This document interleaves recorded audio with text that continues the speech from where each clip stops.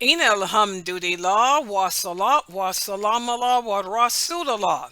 We're continuing with our series Keys to Living Islam.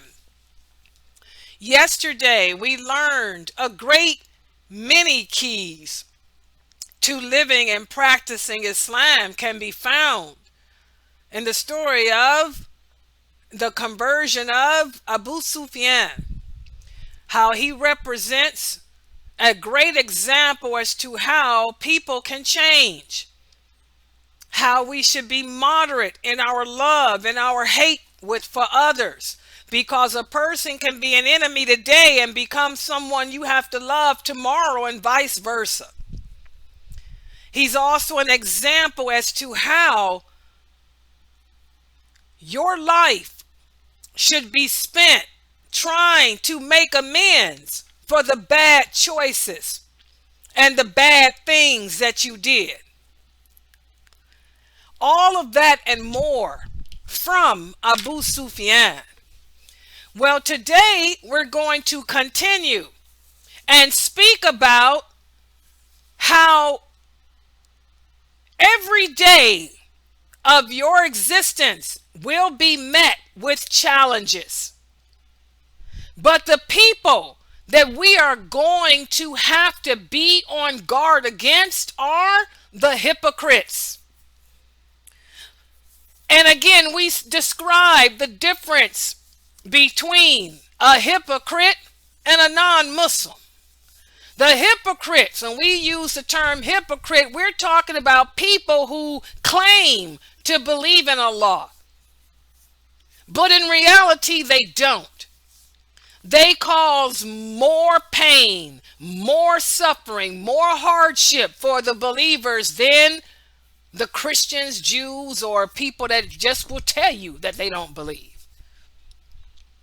And this was the case with our prophet, sallallahu alaihi wasallam.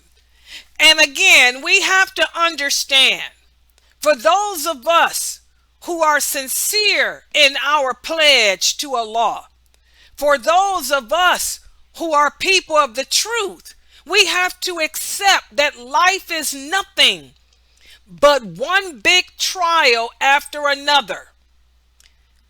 As soon as you get over one hardship, Allah will send another. And remember, we talked about how the stronger your faith is, the greater your trials will be. Well, this was the case with our prophet too. We left off yesterday speaking about Abu Sufyan, how after the conquest of Mecca, all the Quraysh converted to Islam. This victory was short-lived because the prophet had received word that the Arabs of Taif, the Hawazin, were planning to attack. So we talked about how the prophet sallallahu alaihi wasallam had a large army of new converts. Never before had the Muslim army been that large before. How they had to ride out from Mecca and deal with the people of Taif. Well, guess what? They lost the battle, as we talked about yesterday. But what happened was the people of Taif ended up converting to Islam too. They ended up joining the rest of the Arabic tribes and converted to Islam without much of a fight or struggle. Okay? After the Muslims were given that success, though, it was short-lived because the prophet then received word that the Romans, now here comes the Romans. For those of you who don't know, the two superpowers of the world back then in the Dark Ages was the Roman Empire and the Persian Empire. Well, the Romans, they had conquered most of the world. They heard about these Arabic men rising up in Arabia. They heard about the prophet, this man claiming to be a prophet of Allah, instilling his religion throughout the land. So the Romans began to fear this. They said, who is this man? What is this ideology? If he spreads his ideology into our lands, then it's going to be a problem. For those of you who don't know, Mesopotamia, that was the Roman Empire. Syria, that was part of the Roman Empire. That part of the world belonged to the Romans. Turkey, Syria, all of that was the Roman Empire. So the Romans decided that they were going to stop this man from spreading his ideology. So they put together an army and they set out to try to attack the Muslims. But once again, Allah is the best of planners. Allah made that knowledge known to the prophet. He let the prophet know that the Romans were planning to attack Mecca, just like the people of Taif were going to do. So the Prophet sallallahu alaihi wasallam decided, well, let me intercept them. We do not want the Romans to come into our land where our holy mosque is, bringing all that. So the Prophet decided we're going to ride out of Mecca and try to intercept the Romans to keep them from coming to Mecca. And just to set the mood, Allah, remember, causes calamities for a reason. Allah set the mood by causing a drought to appear in the land. Now the Romans were already crossed over. The Romans had crossed over into the Arabian territories. Allah sent a drought to make it hard for them, to slow them down from reaching into Mecca, number one. And also, remember, Allah sends droughts and calamities as a way of also differentiating who the true believers are from the hypocrites. Allah will send calamity as a punishment to the unbelievers, and he sends calamity as a way of distinguishing who truly believes in him and who doesn't. Well, remember, the prophet had this large army. Most of the army were men who had just converted to Islam. You had Arabs from the people of Taif.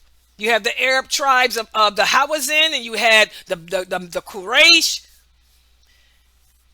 New fresh converts. He gathered all his men together. And he let them know, we're going to have to ride out. We're going to have to leave Mecca and contend with the Romans. And the Prophet sallallahu alaihi wasallam was not stupid. He knew that even though he had all these men who had converted to Islam, some of them converted for the wrong reasons. Not all of the men who converted to Islam were sincere.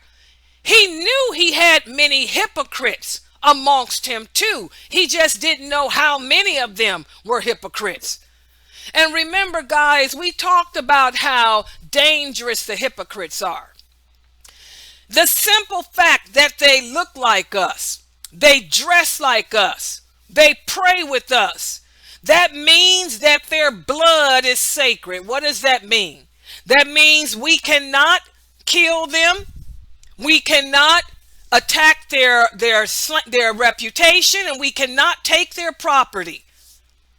Allah has made anyone who publicly declares La ilaha illallah, Allah has made their life, their honor, and property off limits. So that puts us in a bad situation when we are dealing with hypocrites. We can't hurt them. We have to sit there and deal with their shenanigans. Allah commands us to avoid them as much as we can, but we still have to interact with them. We may even have to call upon them, such as the prophet had to do in this case. He had received the news of the Romans headed towards Mecca. So he had to put this army together. So what did he do? He went to a man who was named El-Jude. Now this man, El-Jude ibn Qais, he was suspected of being a hypocrite. He was one of the new converts that some of the companions felt converted for the wrong reasons, just to spy, just to try to take the prophet down. The prophet didn't know for sure if he was a hypocrite or not, but the prophet approached him and he said, El-Jude, the Romans are headed our way. Would you like to fight them? The man, El-Jude, he looked at the prophet. He said, the Romans fight against them? Oh no. Oh prophet, you know I have a weakness. My weakness is women. And I have never seen a white woman before. And I would be afraid that if I seen a Roman woman, I would want to fornicate. And you know that's my weakness. He said, so I want to sit out on this battle. I don't want to participate because I'm afraid if I see the Roman women, a white woman, I go crazy. The Prophet sallallahu alaihi wasallam was hurt. But being a prophet, he said, he knew he couldn't expose him to something that would weaken him. He knew the man was a new convert. So the prophet said, okay, then just sit this battle out. But even though the prophet told him to sit it out, Allah wasn't happy with that. That's when Allah sent down the verse of the Quran where he says in the interpretation, the meaning, among your men is one who says, let me be exempted from fighting because you will put me to test. Know that this man has already failed his test. So here Allah let it be known that this man, all he did was prove that he was a hypocrite. The simple fact that he did not volunteer or agree to fight with the Muslims, he already failed the test. He already proved that he wasn't about Allah. And when this man backed out, other hypocrites began to back out of fighting too. They all began to make excuses. Oh, it's too hot. There's a drought out there. There's no way we could wear armor and fight against anyone in these conditions. And this is the case with the hypocrites, guys. Once one of them stands up and speaks out against what is good, the others will join his bandwagon. And that's what they did to the prophet. Jude was the first one. El-Jude was the first one to come up with an excuse to not fight. And now he had all the support from all these others making flimsy excuses. The Prophet sallallahu alaihi wasallam became very sad. He became very sad because he realized that even though he had more Muslims following him than ever before, many of them were hypocrites. In fact, he began to question who of these converts he could actually depend on. In fact, with all the complaining and all the excuses and all the noise and banter that these hypocrites were making, it made the prophet think that they were more than they were. He began to think that out of all the new converts, 90% of them were probably hypocrites. But the reality was that there were more men who converted to Islam who were sincere in their belief than there were men who were not. It's just that these sincere people don't speak much. People who are true to the word of Allah, They don't have time for talking. They're people who react. Uthman was one of those who react. He came forward and he told the prophet, look, prophet, we have to fight the Romans. I am offering 300 camels. And I'm going to pay for all the equipment that we need. And I'm going to also give over 1,000 dinars. And after Uthman came forward, other people began to come forward too. And amongst them were 7 young men. 7 young men who had just converted. They asked the prophet to give them some camels and give them some horses so they could ride with him to fight against the Romans. But the prophet had to turn them away because he didn't have enough rides for them. So again, that shows that not everybody who converted was a hypocrite. Uthman was one of his faithful companions. There was no doubt about him. But those 7 young men had just converted. And when they heard that they could not fight because there were no camels for them, they walked away crying. And that's how they got the nickname known as the Weepers. And the other Muslims who were sincere, they felt so bad for these 7 young men. But there was nothing they could do to help because they had no extra horses or camels to spare.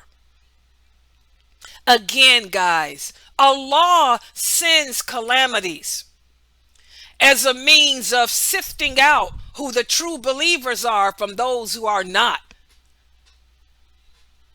The Prophet ﷺ saw when these people came forward offering to join in the fight that he actually had more support than he thought.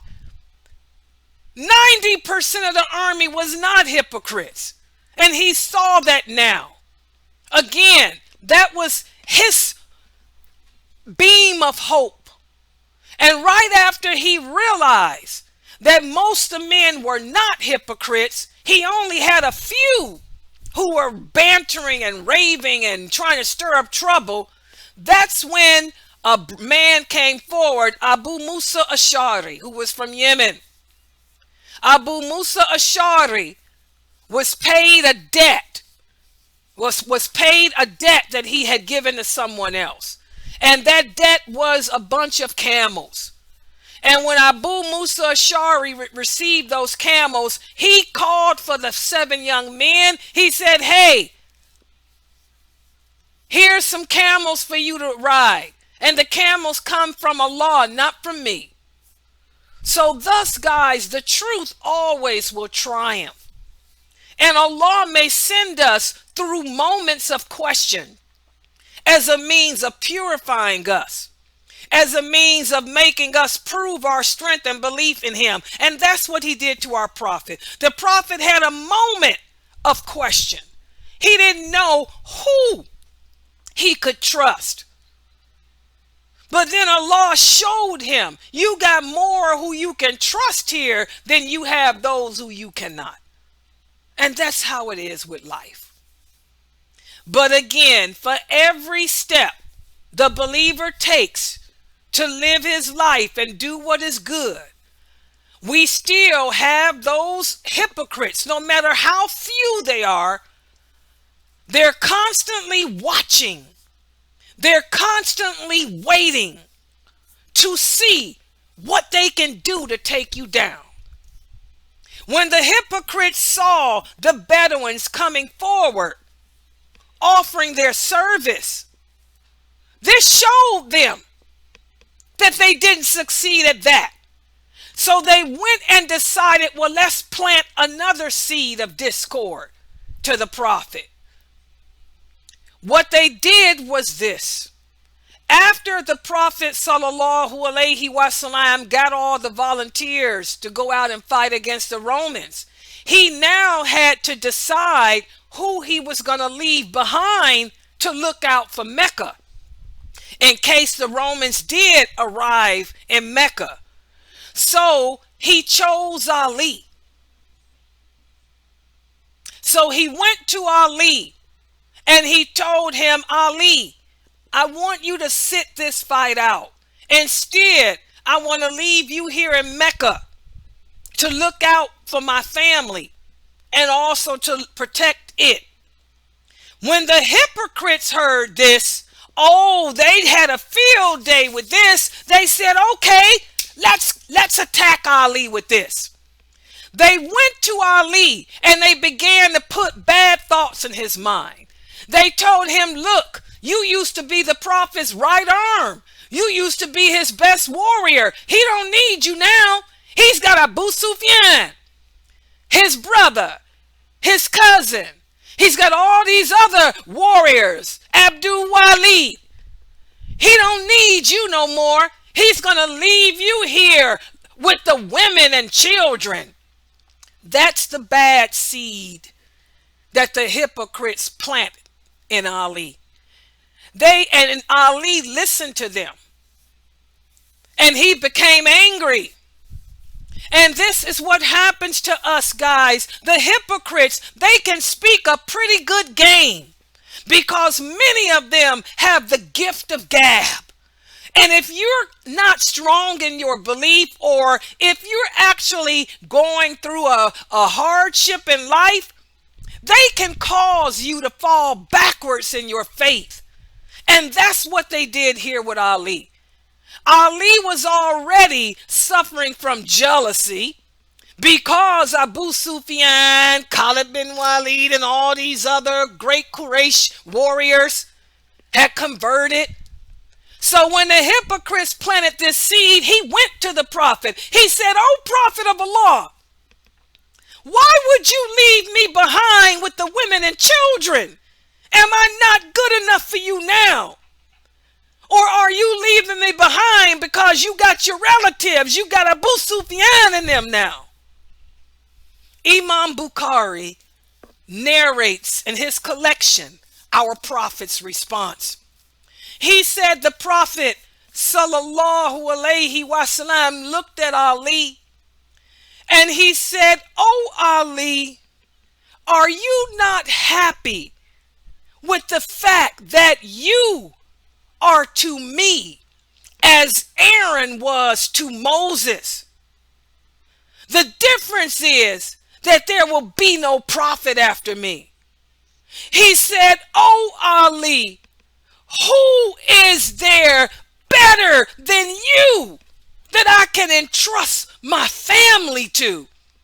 Who other than you, Ali, can I trust to stand guard over Allah's city of Mecca?"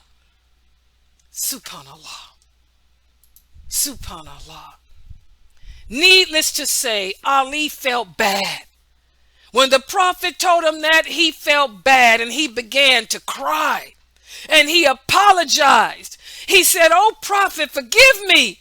Forgive me for second guessing you. Forgive me for playing into the hands of the hypocrites." And this is what happens to so many of us today.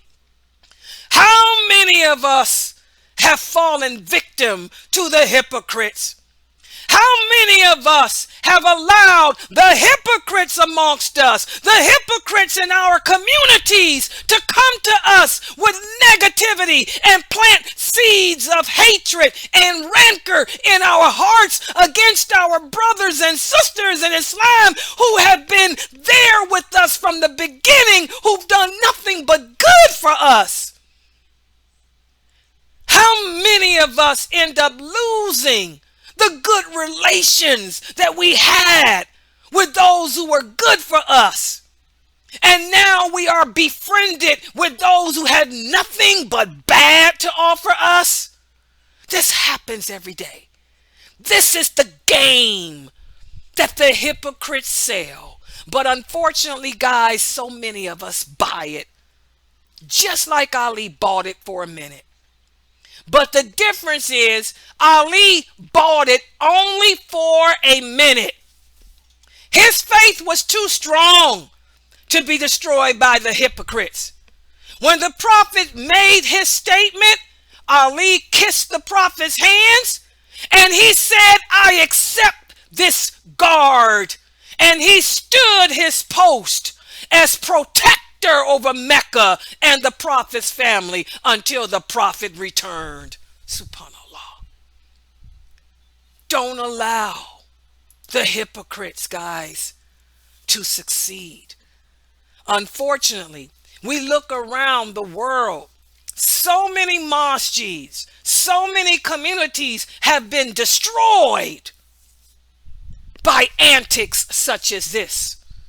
So many Muslims who were best friends were put against each other, seeds planted, relationships destroyed. We have to understand, guys, as our faith grows and we strengthen our relationship with Allah and the believers, know that the antics of the hypocrites will strengthen and increase as well. Allah allows calamity and hardship to come as a means of differentiating who is good from who is evil, as a means of weeding the strong from the weak, the bad from the good, the people of truth from the people of falsehood. And we have to remember, just because there are people speaking out negatively against you doesn't mean that there are more people who support that. Understand that the hypocrites, they just got a lot of mouth. The people of the truth don't have time for that. The people of the truth are busy taking the religion serious. They're busy trying to prepare for paradise just like you. The believers, they reveal themselves through their actions, not words. So don't fall for the game and the schemes of the hypocrite just because they're running their mouths. Finally, we learn from this, guys, each and every one of us will have to suffer from moments of weakness of faith. And it's right when you're going through that moment, right when you're having that meltdown, that's when the hypocrites can make the greatest impact against you. So when you're going through a hardship or a moment in your life and people come to you with negativity, rather than fall for it, push those people away from you. Tell them, I don't have time for this. I don't want to hear this. I have other things to deal with in life. And if they come to you saying bad things about people who you have a good relationship with, push them away even harder and think of all the good things that you and that person they're talking about has endured. Don't fall victim to the whispers of Shaitan. Don't fall victim to the garble of the allies of Shaitan either. Because again, they come when we're having our weak moment. It never fails. It's right when you are experiencing a problem in your life that these people come and want to try to pull you apart, pull you away from that person who's been your support. Don't give them that power over you. Hold tight. Remember, guys, Allah commands us in the Quran to hold on to the rope of Islam. Hold on tight to that person who's been with you through thick and thin. Hold on tight to that person who's been with you in good times and bad. And for those negative people, kick them to the side. Push them away. Don't give them that power to get between you. We'll stop right here for today. Tomorrow we're going to continue. We're going to speak more about the antics of the hypocrites, because our prophet, he had to endure with them from the conquest of Mecca all the way till his death. When they saw they couldn't destroy him and his companions one way, they came another. And we'll speak about other ways that they came tomorrow. So on that note, we'll stop right here. If you guys have any questions or comments, inshallah, you can go ahead and type them on the screen. Subhanakallahumma wa bihamdika.